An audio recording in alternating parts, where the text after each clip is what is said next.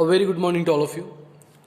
Today we are going to continue our next topic, that is suppository basis. So इस topic के अंदर हम basis के बारे में पढ़ेंगे जो कि सपोजिटरी के बेसिस होते हैं. सो जैसा कि इससे पहले के जो भी हमने लेक्चर में डिस्कस किया था, ऑइंटमेंट्स जब भी हमने स्टडी किया था तो उसमें ऑइंटमेंट बेसिस के बारे में हमने देखा था कि ऑइंटमेंट के जो बेसिस होते हैं वो क्या होते हैं. तो बेसिस जो होते हैं वो व्हीकल होते हैं जो कि हम ऑइंटमेंट्स को प्रिपेयर करने के लिए हम यूज़ करते हैं. तो यहाँ उसी तरह यहाँ पर भी जो बेसिस हम सपोजिटरी के लिए यूज़ करते हैं. सो सपोजिटरी बेसिस क्या होते हैं? एक एक्सिपिएंट्स होते हैं जो कि हम सपोजिटरी को प्रिपेयर करने के लिए, उसको डिस्पेंस करने के लिए, उसको मैन्युफैक्चर करने के लिए हम यूज़ करते हैं. ओके. सो सपोजिटरी बेसिस बहुत से टाइप्स के होते हैं. जैसे कि उसको सपोजिटरी बनाने के लिए हम उसको यूज़ करते हैं. ओके. उसको मीन्स उसको उसकी जो शेप होती है सपोजिटरी की और उसकी जो सॉलिडिटी होती है या फिर उसकी जो स्टेबिलिटी होती है उसको रिटेन रखने के लिए, उसको मेंटेन रखने के लिए, उसको बरकरार रखने के लिए हम सपोजिटरी बेसिस का यूज़ करते हैं ड्यूरिंग इट्स स्टोरेज और एडमिनिस्ट्रेशन. मीन्स सपोजिटरी जो स्टोर करके रखते हैं हम, ओके, फिर उसको एडमिनिस्ट्रेट करते हैं तो वो उसको वो टाइम पे उसको मेंटेन रखने के लिए कि वो मीन्स उसको किसी भी तरह का मीन्स उसकी शेप के अंदर चेंजेस ना आए, या फिर वो उसके जो एडमिनिस्ट्रेशन करने के टाइम पे वो किसी भी तरह से मीन्स लीक ना हो. मीन्स उसके अंदर जो ड्रग उसके अंदर पैक किया गया है, उसके अंदर स्टोर करके रखा गया है, ओके, तो वो लीक ना हो. ओके. सो इसलिए उसको हम सपोजिटरी बेसिस का यूज़ करते हैं कि वो उसकी शेप को, उसकी स्ट्रक्चर्स को, उसकी सॉलिडिटी को और उसकी स्टेबिलिटी को मेंटेन करके रखें जब भी उसको हमने स्टोरेज करके रखा हुआ है. ओके. ड्यूरिंग इट्स स्टोरेज और एडमिनिस्ट्रेशन. बट जो सपोजिटरी जो बेसिस होते हैं उनके बहुत सारे मीन्स उसके प्रॉपर्टीज़ होती है. मीन्स उसकी जो आइडियल प्रॉपर्टीज़ होती है वो कैसी होनी चाहिए. तो जो सपोजिटरी बेसिस होते हैं वो मीन्स बॉडी कैविटी के अंदर और बॉडी फ्लूइड्स के अंदर वो डिज़ोल्व हो जाना चाहिए. ओके. जब भी हम उसको बॉडी कैविटीज़ के अंदर उसको इंसर्ट करते हैं. ओके. सो यहाँ पर जो नेक्स्ट टॉपिक दिया गया यहाँ पर आपका ideal properties of suppository basis.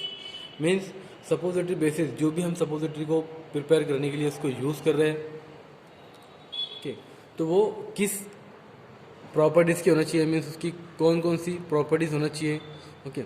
तो जो पहली जो प्रॉपर्टीज आती है उसकी सपोजिटरी बेसिस की वो आती है, it should B melt at a body temperature और डिजॉल्व और डिस्पर्स इन बॉडी फ्लूइड. तो जो सपोजिटरी बेसिस होती है वो कैसी होना चाहिए कि वो जब भी हम उसको बॉडी कैविटीज़ के अंदर उसको रेक्टली या फिर वजाइनली, नजली बॉडी कैविटी के अंदर अगर उसको इंसर्ट करते हैं, ओके, तो वो जो भी बॉडी टेम्परेचर होता है उस पर वो मेल्ट हो जाना चाहिए, डिज़ोल्व हो जाना चाहिए. ओके. और पूरे कैविटीज़ के अंदर और बॉडी फ्लूइड्स के अंदर वो फैल जाना चाहिए, डिस्पर्स हो जाना चाहिए. उसकी ये एक प्रॉपर्टीज़, ये उसकी क्वालिटीज़ होना चाहिए पहली. दूसरी, it should be release the medicaments readily, कि तो उसकी एक ऐसी क्वालिटी होना चाहिए कि वो मेडिकामेंट से वो जल्दी से उसको रिलीज़ करे. ओके. दूसरी इसकी मीन्स ये प्रॉपर्टीज़ है. थर्ड, कि जो सपोजिटरी बेसिस होते हैं it should be non toxic, non irritant to the mucous membrane. Means ये टॉक्सिक नहीं होना चाहिए, इरिटेंट नहीं होना चाहिए म्यूकस मेम्ब्रेन पे. ओके. जो भी कैविटी के अंदर हम उसको इंसर्ट कर रहे हैं. ओके.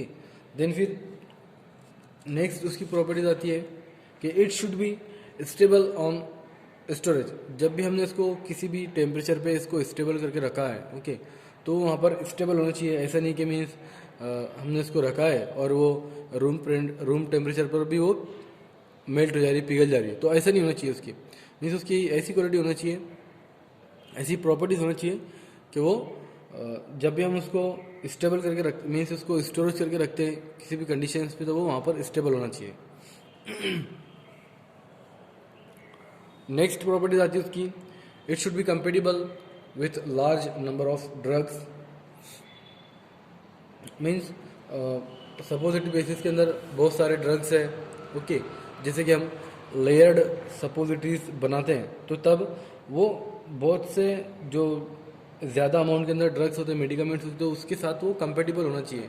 मीन्स किसी भी तरह की उसके अंदर इनकम्पेटिबिलिटी उसके अंदर ना होनी पाए, ओके, ना होना चाहिए, इनकम्पेटिबिलिटी भी नहीं होना चाहिए उसके अंदर। तो ये भी उसकी एक क्वालिटी होती है कि जब भी हम लेयर्ड सपोजिटरीज को प्रिपेयर करते हैं तो उसके अंदर बहुत सारे ड्रग्स हम डालते हैं, ओके, तो जो भी सपोजिटरी बेसिस होती है उसकी ये प्रॉपर्टीज होना चाहिए कि जो भी ड्रग्स है उसके अंदर, ओके, तो उसके साथ वो कंपेटिबल होना चाहिए।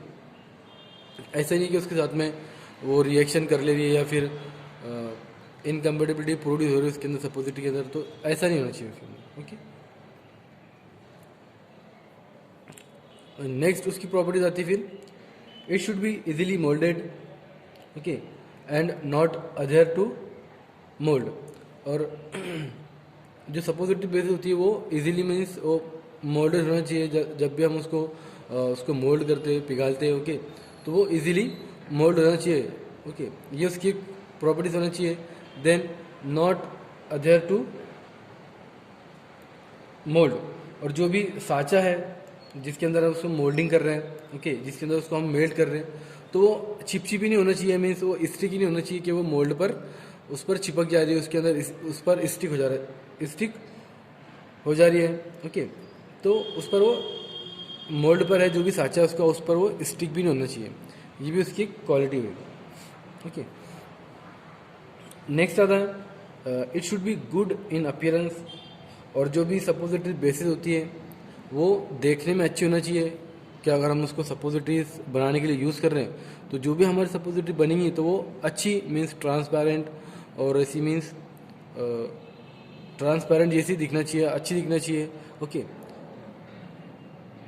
मीन्स अपीयरेंस के अंदर वो अच्छी होना चाहिए, ओके। तो ये उसकी सब आइडियल प्रॉपर्टीज है सपोजिटरी बेसिस के, जो कि हम सपोजिटरी बनाने के लिए एज अ एक्सिपिएंट हम उसको यूज़ करते हैं।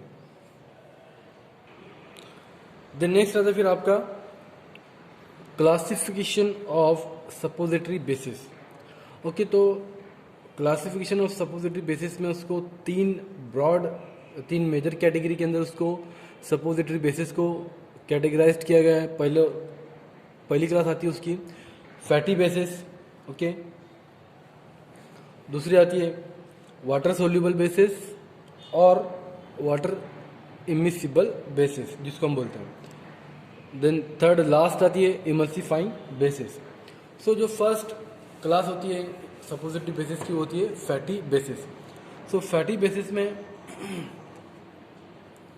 आती है आपकी एग्जांपल थियोब्रोमो ऑयल, इमल्सिफाइड थियोब्रोमो ऑयल और हाइड्रोजिनेटेड ऑयल्स। सो थियोब्रोमो ऑयल्स जो होते हैं वो एक येलोइश वाइट सॉलिड मटेरियल होते हैं जो कि थियोब्रोमा कोका बटर से हमको मिलते हैं। जब उसको हम क्रस्ट और रोस्ट करते हैं उस थियोब्रोमा कोका के सीड्स को, ओके, तो तब हमको एक येलोइश वाइट सॉलिड मटेरियल मिलता है जिसको हम बोलते हैं थियोब्रोमा ऑयल, ओके, जिसको हम कोका बटर भी बोलते हैं, ओके। अब पता हूँ आपको बटर, तो ये कोका बटर भी होता है जिसको हम कोका बटर बोलते हैं, ओके।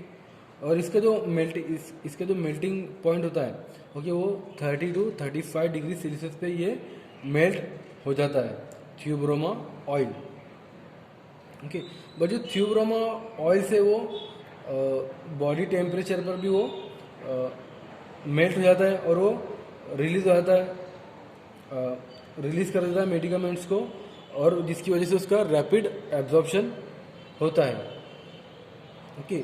बट ये जो थियोब्रोमा ऑयल है इसको हम मोस्ट सुइटेबल बेस कंसिडर करते हैं जब भी हम रेक्टल सपोजिटरीज का प्रिपरेशन करते हैं, ओके। तो उसको हम एज अ बहुत ज़्यादा सुइटेबल बेस है ये जब भी हम सपोजिटरीज का मीन्स रेक्टल सपोजिटरी जो भी प्रिपेयर करते हैं तो उसके लिए सूटेबल बेस ही है। सबसे फर्स्ट इसको प्रेफरेंस किया जाता है थियोब्रोमा ऑयल्स को। बट ये जो पेस्ट्रीज जो होती है मीन्स वजाइनल सपोजिटरीज या फिर नजल सपोजिटरीज या फिर यूरेथ्रल बगीज, ओके, तो ये जो थियोब्रोमा ऑयल है वो उनके लिए इतना मीन्स सूटेबल नहीं होता, क्योंकि ये मेल्ट होने के बाद मीन्स बॉडी टेम्परेचर पे मेल्ट होने के बाद इसकी एक अलग टेंडेंसी हो जाती है। मीन्स इसके बिहेवियर के अंदर बहुत चेंजेस आ जाता है। मीन्स जो बॉडी कैविटीज होती है उससे थोड़ा मीन्स जो भी वजाइनल या फिर नेजल कैविटीज होती है, ओके, या फिर जो रेक्टल कैविटीज होती है उससे ये लीक होने लगता है, मीन्स बाहर आने लगता है थियोब्रोमा ऑयल, ओके। और ये जो म्यूकस सिक्रीशन है उसके साथ भी इमिसिबल होता है, ओके। बट जो थियोब्रोमा ऑयल जो होता है वो बहुत जल्दी लिक्विफाई भी हो जाता है जब उसको हम गर्म करते हैं, और बहुत जल्दी मीन्स वो ठंडा भी हो जाता है, कूलिंग भी हो जाता है जब हम उसको कूल करते हैं। तो ये उसकी एक टेंडेंसी होती है, उसका बिहेवियर होता है, ओके। तो जिसकी वजह से उसके बहुत सारे डिसएडवांटेज हैं जो कि हम देखेंगे यहाँ पे, okay. Disadvantage of cocoa butter या फिर थियोब्रोमा ऑयल।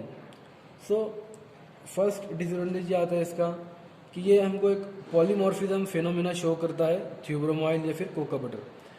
जैसे कि पॉलीफॉर्मिज्म फिनोमिना, जैसे कि हमने अगर थियोब्रोमा ऑयल को अगर मेल्ट किए या फिर उसको कूल किए, ओके, तो वो बहुत जल्दी से सॉलिड बन जाता है, okay. Means different crystalline form के अंदर वो सॉलिड बन जाता है, क्रिस्टलाइन फॉर्म के अंदर। मीन्स वो उसके टेम्परेचर पर डिपेंड करता है कि, और उसके रेट ऑफ कूलिंग पर डिपेंड करता है कि वो कितने जो उसके क्रिस्टल्स है वो कितने साइज़ के, उसका जो मास की जो साइज़ है वो कितनी बन रही है, ओके। वो उसके टेम्परेचर पे और उसकी कूलिंग रेट पर डिपेंड करता है, ओके।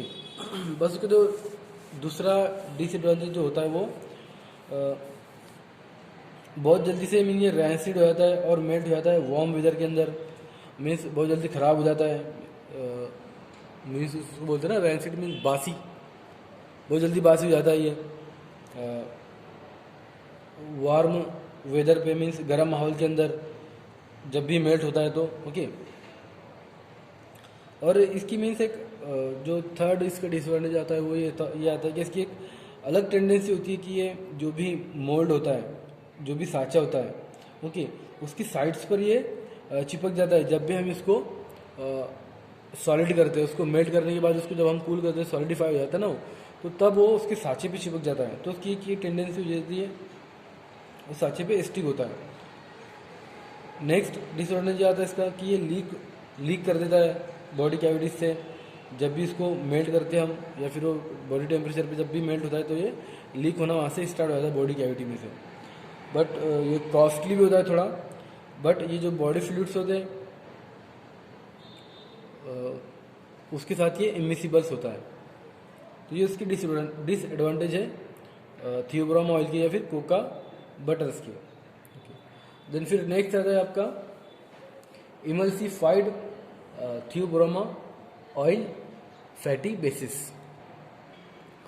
सो जो इमल्सिफाइड थियोब्रोमा ऑयल्स होते हैं, हम ऐसी टाइप की सपोजिटरीज बनाने के लिए इसका मीन्स ऐसी टाइप की सपोजिटरीज को प्रिपरेशन करने के लिए हम इमल्सिफाइड थियोब्रोमा ऑयल का यूज़ करते हैं, जिसके अंदर जो एक्वस सॉल्यूशंस होता है, ओके, वो ज़्यादा अमाउंट्स के अंदर होता है, ओके। मीन्स कोई टाइप की हम अगर सपोजिटरी बना रहे हैं उसके अंदर जो एक्वस सॉल्यूशंस है अगर वो ज़्यादा अमाउंट के अंदर है, उसकी जो अमाउंट है वो ज़्यादा है, ओके, तो तब हम इमल्सिफाइड थियोब्रोमा ऑयल का यूज़ करते हैं, ओके। तो जो इमल्सिफाइड थियोब्रोमा ऑयल का जो यूज़ होता है उसमें मीन्स उसका कंटेंट होता है 5% glyceryl monostearate, 10% lanette wax, 2 to 3% cetyl alcohol and 4% बीस वैक्स एंड 12% स्पर्मेसिटी, ओके। तो ये रिकमेंडेड होता है हमको जब भी हम थियोब्रोमा ऑयल टाइप की सपोजिटरीज मीन्स सपोजिटरीज हम प्रिपेयर करते हैं। Okay, Theobroma oil emulsified base का हम यूज़ करते हैं, तब उसके अंदर सब ये चीज़ें उसके अंदर इंक्लूड होती हैं। ओके, देन नेक्स्ट आता है फिर आपका लास्ट फैटी बेसिस जो होता है वो हाइड्रोजिनेटेड बेस होता है।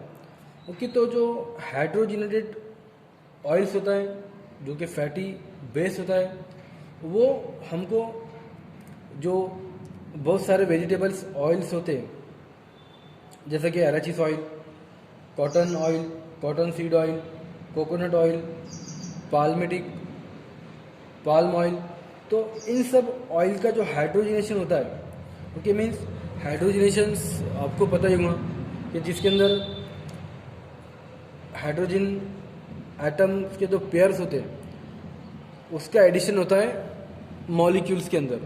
तो वो ये सब ऑयल्स का जब हाइड्रोजनेशन होता है तो उससे हमको हाइड्रोजनेटेड ऑयल प्रोड्यूस होता है, मिलता है। ओके, तो हाइड्रोजनेटेड ऑयल वैसे हमको मिलता है, और ये थियोब्रोमा ऑयल का एक सब्स्टिट्यूट के बेसिस पे हम उसको यूज़ करते हैं क्योंकि इसके बहुत सारे एडवांटेज होते हैं। ओके, तो इसकी बेसिस पे हम उसको एज अ थियोब्रोमा ऑयल जो कि most considerable means suitable oil होता है थियोब्रोमा ऑयल, तो उसको हम हाइड्रोजनेटेड ऑयल्स को एज अ सब्स्टिट्यूट हम यूज़ करते हैं। मीन्स अगर थियोब्रोमा ऑयल नहीं है तो हम हाइड्रोजनेटेड ऑयल्स का यूज़ कर सकते हैं, या फिर हाइड्रोजनेटेड ऑयल नहीं है फैटी बेसिस तो हम थियोब्रोमा ऑयल का यूज़ कर लेते हैं। तो यहाँ पर जो हाइड्रोजनेटेड ऑयल्स है उसके बहुत सारे एडवांटेज हैं। ये रेजिस्टेंस होता है ऑक्सीडेशंस के, मीन्स ऑक्सीडेशन जो प्रोसेस होती है उसके एकदम अपोजिट होता है, ये इसका एडवांटेज है। और मीन्स जब भी इसको हम हीटिंग करते हैं हाइड्रोजनेटेड ऑयल को, मीन्स ओवर हीट भी कर देते हैं हम इसको, तो इसके जो सॉलिडिफाइंग जो पॉइंट्स होता है, ओके, जिस पर ये सॉलिड होता है, तो वहाँ पर इसका मीन्स कोई अफेक्ट नहीं होता, कोई इसका असर नहीं पड़ता इसको अगर हमने ओवर हीट भी कर दिए तो। और जो हाइड्रोजनेटेड ऑयल्स जो होते हैं जिसको हम एज अ बेस हम यूज़ करते हैं सपोजिटरी को प्रिपेयर करने के लिए, तो उसकी वजह से हमको एक बहुत अच्छी मीन्स सपोजिटरीज हमको प्रोड्यूस होती है, कलरलेस सपोजिटरीज हमको मिलती है, ऑर्डरलेस। ओके, और एक अलग टाइप की मीन्स एलिगेंट सपोजिटरीज हमको उससे प्रिपेयर होती है। और जो और एडवांटेज उसका दूसरा एडवांटेज ये भी अच्छा होता है कि इसकी जो emulsifying and water absorbing capacity बहुत अच्छी होती है इसकी हाइड्रोजनेटेड ऑयल्स की। ओके, सो एडवांटेज की बेसिस पे हम उसको एज अ सब्स्टिट्यूट यूज़ करते हैं। ओके, देन बट इसके बहुत सारे डिसएडवांटेज भी होती हैं।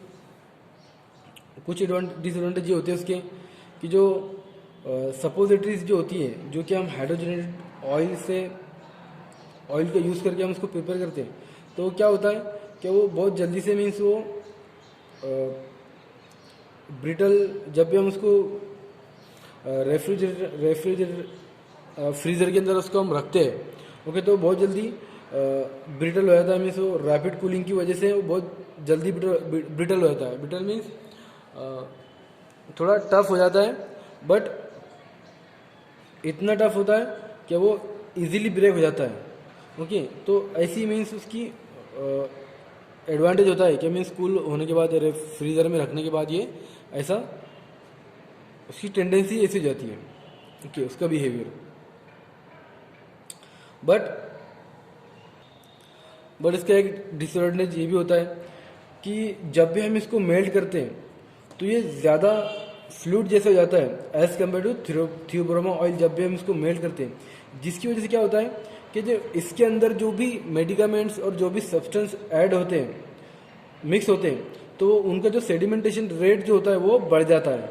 ओके, तो ये इस टाइप की डिफ़िकल्टी को, इस टाइप की एरर को कम करने के लिए हमको उसके अंदर थिकनिंग एजेंट का यूज़ करना होता है। थिकनिंग एजेंट का यूज़ करते हैं हम, जैसे कि बेंटोनाइट और मैग्नीशियम इंस्टीरेट का हम यूज़ करते हैं कि जो भी जो भी हाइड्रोजनेटेड ऑयल से वो अगर ज़्यादा फ्लूइड हो रहा है एज़ कम्पेयर टू थियोब्रोम ऑयल, और उसके अंदर जो भी सब्सटेंस ऐड है, मिक्स है, मेडिकामेंट्स, तो वो उनका जो सेडिमेंटेशन रेट है वो बढ़ जाता है। तो उसको कम करने के लिए हमको फिर उसको विस्कस बनाना पड़ता है थिकनिंग एजेंट ऐड करके। ओके।